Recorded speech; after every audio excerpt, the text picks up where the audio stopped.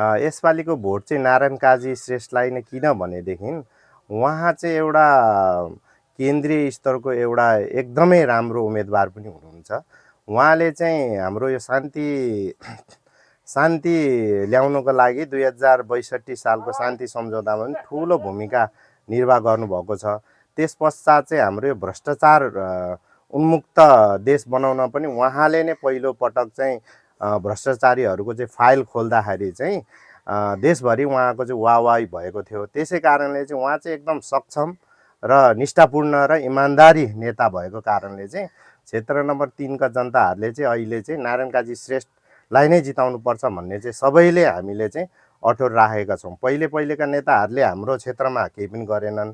2-3 पल्टसम्म जिताएर पठायौँ तर फर्केर पनि आएर केही विकास गर्न सकेन। त्यही भएर केन्द्रीय स्तरको नेता हुनुहुन्छ उहाँ। त्यसै कारणले चाहिँ हामी सोल्टी बजारवासी र क्षेत्र नम्बर 3 वासीले चाहिँ उहाँलाई जिताउने अठोट राखेका छौँ हामी।